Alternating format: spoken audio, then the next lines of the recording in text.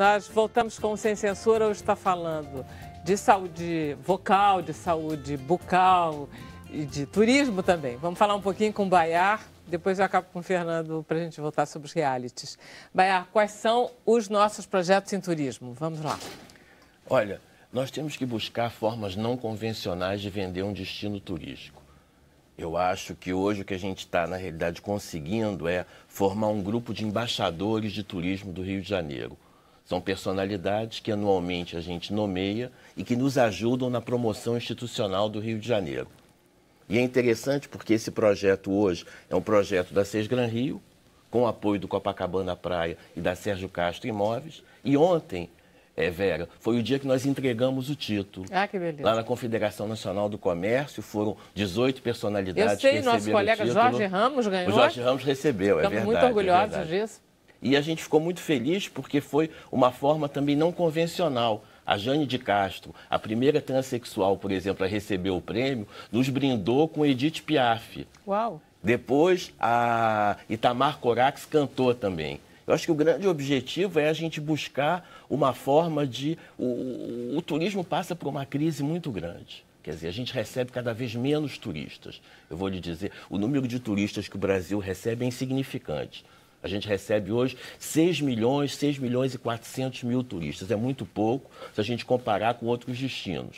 Parece que Paris e Nova York recebem 80 milhões de turistas por ano. Eu fiquei muito impressionada com esse número. É verdade, é verdade. Não é, então, não é nos Estados Unidos, não. É Nova York e Paris. E os nossos vizinhos aqui recebem muito mais turistas do que a gente. Argentina, Uruguai, é verdade. O fluxo deles é muito maior. Quer dizer, nós aqui temos um problema muito grave, que é esse problema da segurança, não é? Então a gente tem que buscar uma solução rápida, porque é uma cidade que vive uma série de problemas pontuais, enfim, de segurança. Embora eu devo lhe confessar que nas áreas de grande concentração turística, hoje a incidência é muito reduzida. Então, se você pensar, por exemplo, no que acontece em Copacabana, onde a gente tem a maior concentração de hotéis na cidade do Rio de Janeiro, a incidência com turistas é reduzida. Então, eu acho... O problema não seria a segurança. Não, o problema ali é porque essas áreas recebem uma atenção muito especial da própria Polícia Militar, recebe um policiamento ostensivo. Existe um batalhão na Polícia Militar chamado de Batalhão de Policiamento das Áreas Turísticas, que cuida dessas áreas. Então, ali a gente não vê. Mas eu acho que um dos problemas da cidade é a falta de segurança e o outro a falta de divulgação. Falta de divulgação. O que a gente tem, na realidade, o que o internamente governo... você está falando ou externamente Tanto também? internamente como externamente. Houve uma coisa muito boa, quer dizer, o governo federal acabou de transformar a Embratur numa agência de promoção. Isso vai ser muito bom. E colocou uma verba ali de 100 milhões de reais para cuidar da promoção do Brasil. Isso eu acho que foi uma medida muito acertada, porque a Embratur, que cuida, por exemplo, da nossa imagem institucional no exterior, tinha uma verba muito reduzida. Se tornando uma agência só de promoção, isso vai ajudar muito. E as pessoas têm que entender o seguinte, que o projeto de segurança está ligado também à sinalização turística. Nós somos uma cidade que não tem sinalização turística. Então, aquele turista que vem para cá por conta própria, ele fica completamente perdido dentro da cidade. Ele não encontra os locais, porque normalmente esse turista que vem por conta própria, quando ele vem com uma agência de viagens, tudo é muito mais fácil, que ele vem com um guia de turismo, o guia o atende. Esse que vem por conta própria, ele aluga um carro e acaba, de repente, entrando dentro de uma comunidade e tendo um problema gravíssimo. A gente viu o que aconteceu recentemente em Santa Teresa. Então, um outro problema da cidade do Rio de Janeiro é o problema da sinalização turística, que tem que ser, na realidade, aprimorada. E aí fazer um projeto para o Brasil como um todo. Não vamos pensar só no Rio de Janeiro, vamos pensar no Brasil como um todo. Fazer um grande projeto de sinalização turística e um grande projeto de segurança turística para o Brasil como um todo. Maravilha. E esse projeto de teatro nas escolas da Fundação Sesgran Rio? Fala rapidamente sobre ele. O projeto Teatro nas Escolas? Não, eu acho que é o projeto Turismo nas Escolas. Tá. É Turismo nas Escolas. O projeto Turismo nas Escolas é o seguinte, a Fundação Sesgran Rio e o meu portal resolveram, na realidade, desenvolver um programa de visitas guiadas, gratuitas, para a população do Rio de Janeiro e para os turistas que nos visitam. O objetivo, Vera, é basicamente resgatar a autoestima das pessoas. que essa autoestima está muito baixa. Então a gente criou um grande projeto com visitas guiadas. Tem uma instituição que se chama Escola de Turismo CIET, que forneceu os guias gratuitamente, são alunos que vão lá. E a gente tem normalmente roteiros pelo centro da cidade, pela Zona Sul, que acontecem uma vez por mês e que são feitos com o objetivo, sem dúvida alguma, primeiro de melhorar a autoestima das pessoas e fazer com que elas conheçam melhor a sua cidade. Não existe coisa mais importante do que você melhorar a autoestima das pessoas através do conhecimento. Então, se a pessoa vai, conhece o Rio de Janeiro, conhece os produtos, ela pode se tornar, eventualmente, um grande promotor da cidade do Rio de Janeiro. Com certeza. Maravilha. Vai lá. Fernando, é a sua clínica que trabalha com reality shows, é isso? Na realidade, nós tivemos a felicidade de sermos escolhidos para fazer os programas de voz The Voice Brasil, todos esses. Todos eles. Realities Desde do Fama, que nós trabalhamos junto lá. Ah, você também estava. Há quantos anos, Antes? 13. 13. Começamos ali, 17, trabalhar com 14 anos. Qual foi o primeiro que vocês trabalharam juntos? Foi o Fama. Fama 1, Fama Bis. Tá. Então, nós fizemos os Famas, depois nós fizemos o The Voice Brasil, The Voice Kids, o Superstar. Então, a gente avalia os candidatos previamente porque eles precisam muito de orientação, né? E a parte da voz, que é o instrumento de trabalho deles, né? Precisa ser cuidado, aprimorado. Então, na realidade, o trabalho ele é multidisciplinar, não é só do médico, né? Claro, o médico avalia, vê se a prega vocal dele está boa através dos exames que a gente faz e a gente manda os pareceres, que aí tem uma equipe que vai assessorar o artista para que ele tenha um rendimento o melhor possível. Que é impossível você investir num artista que já está com a prega vocal danificada, ou por bebida... Vocês encontraram gente? Encontramos, infelizmente encontramos, já com lesões pré-existentes. Caramba. E essas lesões, como sempre, vêm do uso inadequado ou exagerado da voz, né? Claro. Isso é que danifica a prega vocal. Os irritantes, o álcool, o cigarro, muito comumente, inclusive não só nos artistas, mas no público de um modo geral, eles são acometidos de doenças das pregas vocais exatamente por isso. Cigarro faz muito mal, né? Principalmente o câncer de laringe, que é um dos motivos da campanha, né? Para atenção à voz. A gente estava comentando no intervalo uma coisa que eu não te perguntei ainda, que era se o uso de fones está tornando a população mais surda, esses jovens que ficam ouvindo. Bom, vou te dar uma resposta assim, muito objetiva, né? Usar o ouvido não gasta o ouvido, mesmo porque o ouvido está funcionando 24 horas por dia. A gente já nasce com ele funcionando, tá, né? Então, tudo bem. Se você usar mal, você vai danificar a parte sensível do ouvido, que são as células nervosas. Então, por exemplo, se você está usando um fone numa altura agradável, não vai te fazer mal nenhum. Agora, se você vai usar um fone que você escuta e a torcida do Flamengo também, vai aquele bate-estaca, vai fazer mal para o seu ouvido. É difícil saber a medida? Ele é muito individual, como tudo, né? É individual, mas tem um bom senso, né? Quando eu disse, não adianta dar uma lista, tem que ter bom senso para se... Agora, o que falta para... Então ficar telefonando para vocês, 5 minutinhos, doutor, posso fazer isso, doutor, o que a gente faz? O que falta é informação, né, Teresa? Informação de um modo geral, para todos os aspectos que a gente está lidando aqui. Deixa eu passar informação. Falta assim. Camila, você não quer passar perguntas que eu não passei naquela hora? Agora você temos várias dúvidas, né? O Walter Mi Carlos, ele pergunta se a pessoa que ronca quando dorme prejudica as cordas vocais. Naturalmente, porque... Jura? Sim, vou explicar para você. Porque ele está fazendo um esforço, ele resseca a prega vocal, porque ele respira pela boca para completar a respiração, e o ar que vem pela boca, ele não é nem filtrado, nem aquecido, nem umidificado, que é uma característica do nariz. Então, ele influi, com certeza, na qualidade da voz e da prega vocal. Ah, legal isso. A Rafaela Nunes, ela pergunta a respeito das cordas vocais, no caso da pessoa gaga, da gagueira. A gagueira é um defeito muscular, neuromuscular, que faz com que as pregas vocais não façam o movimento correto. É uma alteração da fluência, muito Então, mais do que da prega vocal. Na realidade, isso é um trabalho que a doutora Ângela pode até explicar melhor como é que você faz. Eu achava que a gagueira era um problema psicológico. Pois é, engraçado. O gago vai gaguejar porque está nervoso, não necessariamente. Não, né? Não, ele pode estar numa situação tranquila. neuromuscular, então, né? é uma alteração neuromuscular, ele é uma alteração da fluência. A fluência pode ser por aceleração, por Eu queria saber tropeços. o seguinte, quem é que cura, se tiver alguma cura, alguma melhora significativa do gago, é pelo psicólogo, pelo neurologista, ou pelo fonoaudiólogo, ou pelo otorrino?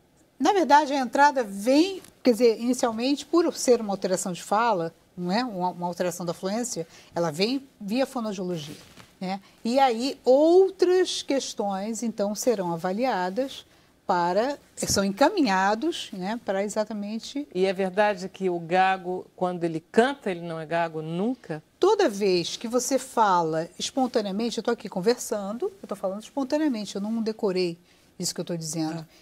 Quando eu canto, eu necessariamente decorei antes. Então, eu não estou ali mexendo, eu vou cantar. Eu estou num outro lugar. Tá, num outro registro cerebral. É ok, outra entendi. história, Por isso o tratamento é multidisciplinar, não é de um nem de outro. Equipe. Sempre. A Leti Mel, pelo Facebook, ela pergunta por que alguns homens têm a voz feminina. Depende. Nós temos o seguinte, voltando à questão da adolescência, na muda vocal, existe muitas vezes um atraso nessa muda. Então, uma muda prolongada, uma muda que não foi completa. Então, eu não sei exatamente o que ela quer dizer que homens têm voz feminina. E, por exemplo, uma muda que prolongada. Ele fica com 22 anos e ele tem uma emissão dessa forma. Tá? E não tem nada a ver com efeminado, nada a ver. Às vezes tem essa questão da voz não ter localizado. Então, tem que ter um trabalho fonoaudiológico para ajustes desse laringe, para poder essa voz ser projetada numa coisa adequada, porque deve ser um laringe muito alto. Então, desculpa, se a pessoa se incomoda com isso, tem a voz fina, talvez, que é mais, ela pode tratar, pode cuidar. Sempre procurar um fonoaudiólogo, que certamente estará sempre, necessariamente, junto com o trabalho do otorrinolaringologista. A voz tem alguma coisa a ver com os exemplos de dentro de casa, com pai e com mãe? Porque a gente é tudo parecido com a mãe, né? Tem. Tem a ver? Tem, porque você vê muitas vezes um filho que você confunde com o pai ou com a filha com a mãe. Então tem, porque você, na verdade, você fala porque você aprende. Por imitação, né? Você aprende. Então Exatamente. tá, maravilha. Vamos continuar nos imitando? Bom, queria agradecer muito aos nossos convidados, a vocês de casa que nos acompanharam. Se você está na TV Brasil e que você não vai sair, claro, você vai assistir agora ao programa O Cenário Econômico com o jornalista Adalberto Piotto.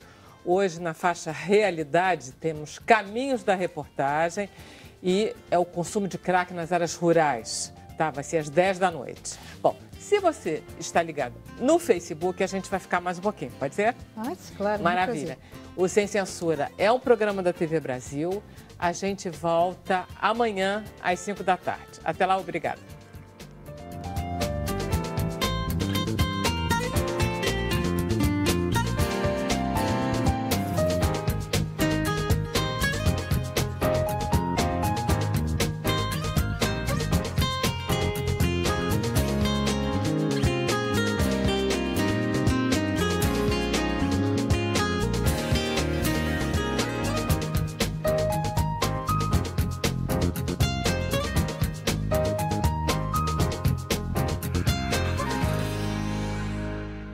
Bom, agora nós voltamos só para o Facebook. Olha, o Fábio Procassi, ele pediu para comentarem sobre o caso, não sei se vocês estão sabendo, da modelo Renata Banhara, que teve uma bactéria que entrou pelo buraco de um canal dentário que ela tinha feito e atingiu o cérebro. E agora ela está em estado grave. E aí ele pergunta... quando? Ontem? Foi recente, eu cheguei a olhar na internet, foi recente. E aí ele queria saber como sabemos que o dente está fechado corretamente. Ou então, isso é realmente, bom, como aconteceu com ela, mas acho que todo mundo ficou um pouco chocado em pensar que uma bactéria atingiu o cérebro, enfim. A bactéria pode atingir diversos lugares, de qualquer infecção que você possa ter. A infecção, sendo ela dentro da boca, sendo fora da boca, pode ser que ela caminhe e vá para diversos lugares no corpo. Com relação a esse caso, eu estava falando com o doutor... Gosling. Perdão.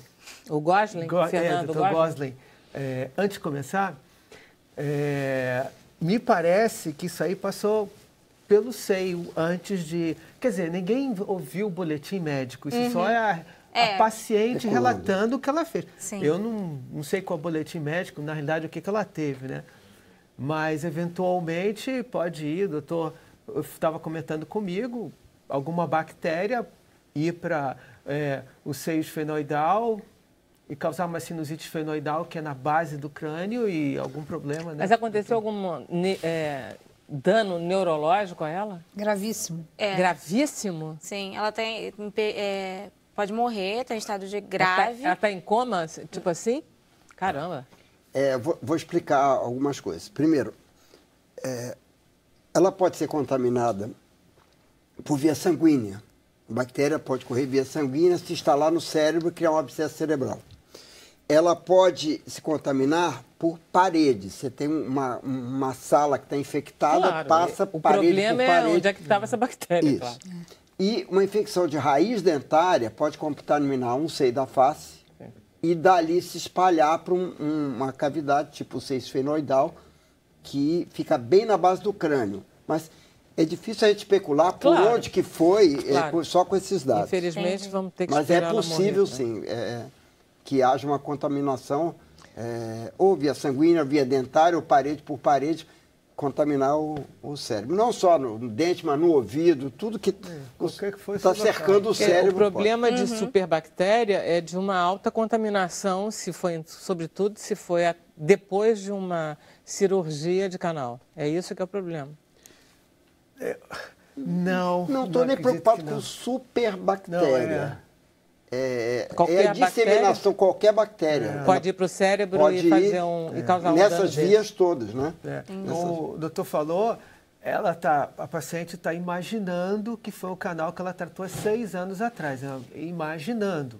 Mas ela não está imaginando nada, essa paciente, porque pelo visto ela está em coma. Mas aí nos exames de imagem, você consegue... Exame de imagem, você consegue relacionar se foi da sinusite, se a sinusite veio do dente. Você consegue fazer o exame de imagem, ressonância magnética, tomografia, endoscopia, tudo isso você consegue, porque o diagnóstico é baseado em conjunto, né, também, não é só num item. E como a história, estou falando, a presença de bactéria, é muito comum, por exemplo, pessoas que têm doença periodontal, você vê bactéria periodontopática em placa de ateroma. Que é a bactéria que está aqui, ela entra no sangue e vai embora. Tá, ok. Vai embora. Sim. Né? Então, é muito frequente se você fizer biópsia de placa de ateroma do coração, você vai ver bactéria periodontopática. Caramba! Mas não quer dizer que a doença periodontal cause aterosclerose. Só que é a placa de gordura no Entendi. sangue. A Maria Helena, ela falou que ela tem um problema periodontal grave e aí ela pede para o senhor repetir o nome da escova que o senhor falou durante o programa. Sim, a maioria dos problemas periodontais não ocorre na parte da frente nem de trás do dente. Ocorre ao lado, entre um dente e outro, justamente porque ali é mais difícil de limpar, então a bactéria encontra um lugar perfeito para ficar molhado, quentinho. É escuro, é quentinho e a língua não passa ali nem um lábio, entre um dente e outro. Então, se ela tem problema, melhor do que fio dental é usar algo chamado escova interproximal, que é como aquela escova que você usa para limpar uma madeira. Essa é a melhor escova. Eu compro todos esses negócios. Compra? Compro todos. Só que ela é micro, né?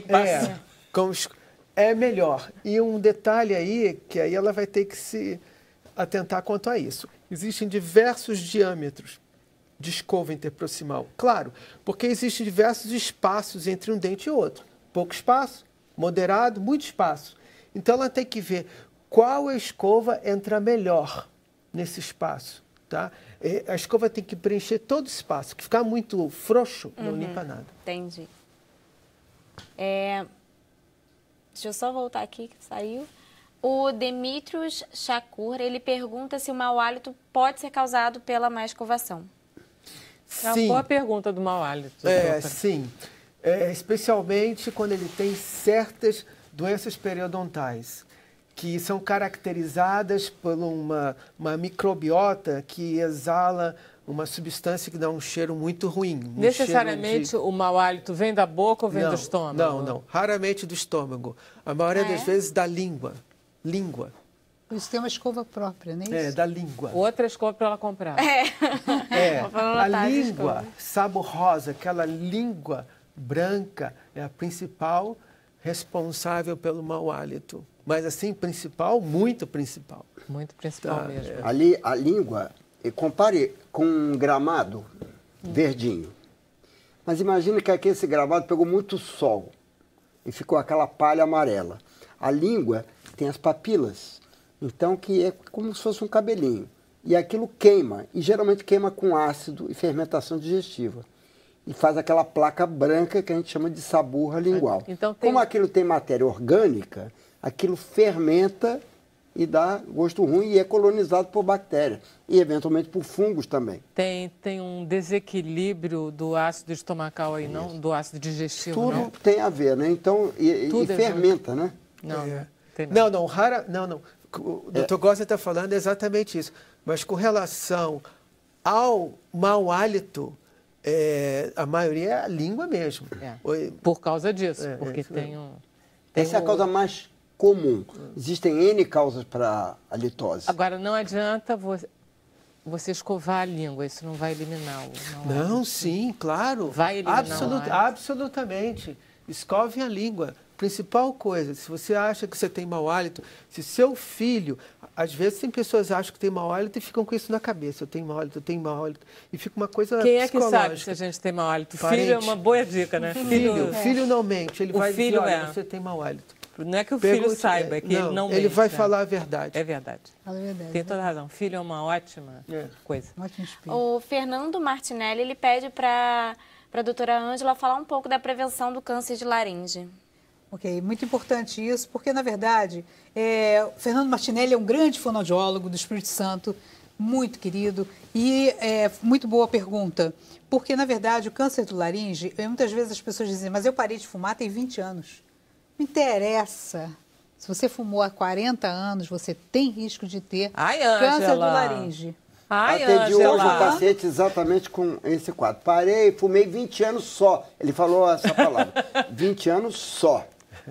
E levou pancada há 20 anos ali na praia, porque tudo aqueles N elementos tóxicos do cigarro vão passar exatamente no meio das pregas vocais, né? Então, o homem, especialmente o homem, sexo masculino, tem uma tendência a fazer câncer de prega vocal. E tem um outro agravante, que o homem é medroso. Então, ele sabe que tem um problema, mas ele não vai ver. Só vai ver quando está grave, que é um erro. Então, toda rouquidão que demore para resolver tem que ser vista imediatamente. Porque se ele deixa rolar, já vai numa situação muito mais grave, porque a maioria das lesões de prega vocal, quando tratadas no começo, elas são tratáveis, elas ficam boas. Fernando, e não pode ficar mais de 15 dias rouco. Isso. Essas rouquidões, eu estou rouca, você sabe, há uns 8 meses que eu estou rouca. Aí pronto, não pode Então, mesmo. Imediatamente, tem esse tipo de queixa, imediatamente, por favor, procure o médico. Essa coisa do procure o médico, hoje, uma parte da população pode procurar o seu otorrino, terá o otorrino para chamar de seu, né? Mas no serviço público está funcionando maravilhosamente. Procura a Clínica da Família, vai fazer uma inscrição no CISREG. O CISREG está funcionando, é uma organização de regulação para distribuição. Então, ele terá um ponto vermelho, verde, amarelo de gravidade. E essa lista ela é olhada todos os dias. Então, a pessoa vai ser atendida, sim, fora os serviços nas universidades, na UFRJ, entendeu? Que funcionam. Outra dica que eu queria que você desse, antes do programa acabar, é aquela dos professores. Sim, saúde vocal dos professores. Isso. É um serviço ligado à prefeitura, em que não necessariamente você tem que passar por SUS ou por outros caminhos. Já é direto na prefeitura. Tá? Aí então, você tem que ser da Secretaria Municipal. Municipal, da Secretaria Municipal então, são os professores de Saúde. primários. Isso. Eu achei que quem tivesse parado de fumar há mais de 20 anos e estivesse livre do cigarro? Jamais. Quanto tempo tem? Quanto tempo dá? Tem algum momento que a gente fica livre? Na realidade, vamos lá. Vou diferenciar entre os homens e as mulheres. Os homens são mais suscetíveis de terem câncer de corda vocal. A mulher vai ter câncer em outros lugares, mas a mulher faz uma coisa que se chama edema de Henke. Edema de Henke é o seguinte, imagina que isso aqui é um músculo, que é a prega vocal, um músculo. Em cima do músculo tem uma capinha de plástico, que é uma mucosa bem fininha, que protege o músculo. Você incha entre essa capinha de plástico e o próprio músculo. Então aquilo incha, desincha, incha, desincha, incha. Vai chegar uma hora que ela já não desincha mais, vai ficar com aquele babado. Então, às vezes, você tem que fazer uma lipoaspiração na prega vocal. Na realidade, a cirurgia do edema, porque aquilo pesa. Então, você vê as pessoas, as mulheres de entre 50 e 60 anos, principalmente, que falam assim, elas já falam até com cigarro na mão. Com cigarro na mão, né? Então, as secretárias do consultório falam, doutor, essa paciente está com edema de Henke. Eu adoro ser secretária que sabem tudo. Ela sabe tudo, ela já faz o diagnóstico, porque é bem clássico. Mulher bem clássico. de médico, secretária de médico, gente, é vice-médico. A minha esposa tem CRM 171. Olha, gente, foi ótimo, adorei esse final do programa, está muito bom. Mas o programa chegou ao final do final e amanhã nós estamos de volta. Muito obrigada a todos novamente. Obrigada. Obrigado, Camila. De nada. Até amanhã.